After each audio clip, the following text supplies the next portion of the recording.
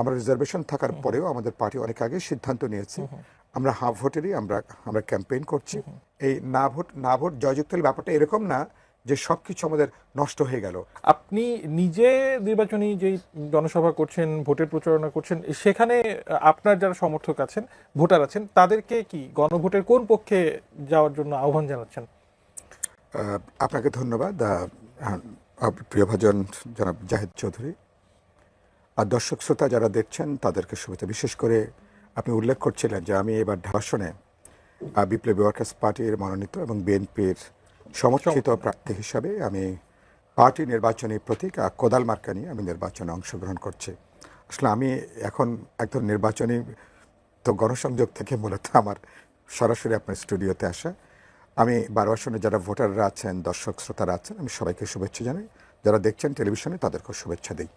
আমি তার আগে একটু রেসপন্ড করি যেটা আপনি জাহিদ চৌধুরীকে আপনি যে প্রশ্ন করছিলেন, সেখানে আমি মনে করি যে প্রথমত সরকারের দিক থেকে যেহেতু এটা একদিকে একটা সাংবিধানিক সরকার, আবার একটা এক্সট্রাঅর্ডিনারি ভাবে তারা ক্ষমতা এসছেন একটা আপরাইজিংয়ের মধ্য দিয়ে, তাদের একটা পলিটিক্যাল এক ধরনের ম্যান্ডেটও আছে তাদের। তো বলে সেই জায়গা থেকে সরকার, আমি মনে করি যে তারা এই সরকারকে অন্য সময়ের সরকার হিসাবে বিবেচনা করার সুযোগটা নাই। সেদিক থেকে তারা মানে হাভোটের পক্ষে তাদের যে যোগাযোগ বা এক ধরনের প্রচারণা, সেটাকে আমি মানে সমর্থন করি। প্রজাতন্ত্রের ব্যাপারে যেটা বললেন, প্রজাতন্ত্রের কর্মকর্তা কর্মচারী, তারা তো প্রজাতন্ত্রের কর্মকর্তা কর্মচারী। তারা সরকার পরিবর্তন হতে পারে, আসবে যাবে, বা তারা তো ডেফিনেট কোনো, কারণ এটা একটা রাজনৈতিক সিদ্ধান্ত। হ্যাঁ বা না এর প্রশ্নটা, এটা একটা গুরুত্বপূর্ণ রাজনৈতিক সিদ্ধান্ত। তারা যখন ভোট দেবেন, তারা হ্যাঁ বা নাতে তাদের গোপন ভোট দেবার তো সুযোগ আছে, বাট পেশাগত দায়িত্ব হিসাবে হ্যাঁ বা না এর পক্ষে ক্যাম্পেইন করবার কোনো সুযোগ তাদের নেই বলে আমি, এবং ইলেকশন কমিশন আমি মনে করি সঙ্গতভাবেই সেটাই তারা যে স্পষ্ট করেছেন, সেটা আমার মনে হয় সেটাকে আমার বিবেচনায় আমি সেটাকে যথার্থ বলে বিবেচনা সেটা করছি। তারা হলে এই রেফারেন্ডামের কোনো গুরুত্বই, কোনো তাৎপর্যই কার্যত এটা তারা আবার নির্বাচনের দায়িত্ব থাকবেন, ফলে সেটা কোনো বহন করে না। আর আপনি আমাকে যেটা প্রশ্ন করলেন, আমি নির্বাচনী ক্যাম্পেইনে না, আমরা বেশ আগেই, যেহেতু আমরা বিপ্লবী ওয়ার্কার্স পার্টি গোটা অভ্যুত্থানের আমরা গুরুত্বপূর্ণ স্টেক হোল্ডার, ফলে আমাদের একটা গুরুত্বপূর্ণ ফ্রন্ট লাইন আমাদের ভূমিকা, এবং গোটা ঐক্যমত যে তৎপরতা, সেখানে আমি নিজে বা আমাদের পার্টি আমাদের একটা খুবই গুরুত্বপূর্ণ অংশগ্রহণ সেখানে ছিল। এবং আমরা ইতিমধ্যেই জুলাই সনদে আমরা স্বাক্ষর করেছি, আপনি জানেন, স্বাক্ষর করেছি। ফলে এটাকে, হ্যাঁ, রেফারেন্ডাম প্রশ্ন নিয়ে আমাদের কিছু সমালোচনা আছে, আপত্তি আছে, বা কিছু ব্যাপারে মনে হচ্ছে বেশ ওটাকে যথেষ্ট জটিল করা হয়েছে। বাট ওভারঅল আমরা মনে করি গ্রিকভাবে আমরা রিজার্ভেশন থাকার পরেও আমাদের পার্টি অনেক আগে সিদ্ধান্ত নিয়েছে আমরা হাফ ভোটেরই আমরা ক্যাম্পেইন করছি। আমি নিজেও যেসব জায়গায় যাচ্ছি, আমি সেখানে গণভোটের ক্ষেত্রে হাঁ সূচকে ভোট দেওয়ার জন্য আমরা সেখানে বলছি। কারণ এটা হচ্ছে, মনে করি এটা না হলে আমরা, তাহলে এটা আমাদের রাজনৈতিক দায়িত্ব, এটা আমাদের পলিটিক্যাল দায়িত্ব, ইথিক্যাল মোরাল একটা দায়িত্ব। সাইফুল ভাই, সাধারণ সমর্থক, ভোটার, নাগরিক, তাদের কাছে গণভোট ব্যাপারটি ঠিক কতটা সহজবোধ্য বলে আপনি আপনার অনুধাবন? সেটা আপনার প্রশ্নের উত্তরে কিছুটা ইনডিরেক্ট, প্রশ্নের মধ্যে কিন্তু উত্তর আছে, যথেষ্ট জটিল। এটাকে ব্যাখ্যা করতে পারাটা যথেষ্ট জটিল। আমাদের মানুষ এই জটিলতা অধিকাংশ ক্ষেত্রে যাচ্ছে না।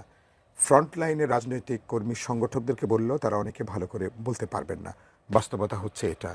তো সাধারণ ভোটার তো তিনি, এই যে দেখলাম যেভাবে বলা হচ্ছে যে মানে আপনার যদি মানে হ্যাঁ বা না এর পক্ষে, এখানেও আবার আমি দেখলাম যে সেখানে মানে নানার অপ্রাসঙ্গিক প্রশ্ন উত্থাপিত হয়েছে, মানুষের মধ্যে বিভ্রান্তি আছে।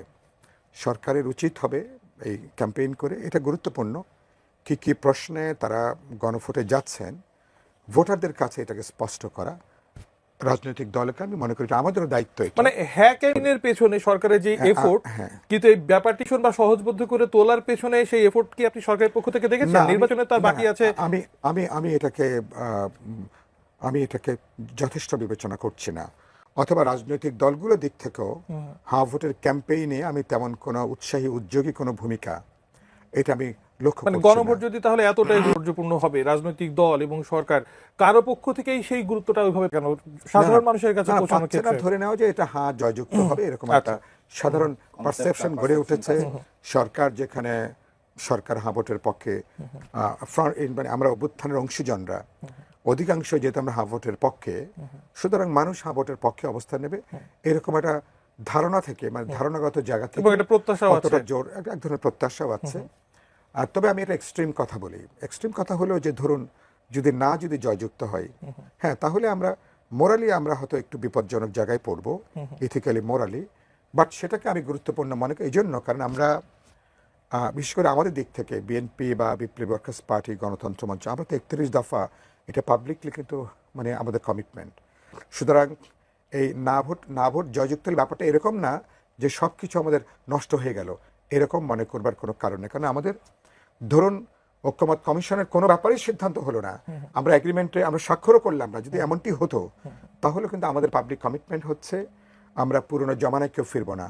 পরে গোটা ব্যবস্থার একটা ডেমোক্রেটিক রিফর্ম, এটা কিন্তু আমাদের মানুষের কাছে অঙ্গীকার, এটা আমাদের পাবলিক কমিটমেন্ট। ফলে আমরা সেই লক্ষ্যে কিন্তু আমরা মূলত কাজ করব। আমি ওরকম একটা খারাপ দৃশ্যপট আমি কিন্তু বিবেচনার আপনি অন্তত মধ্যে এখন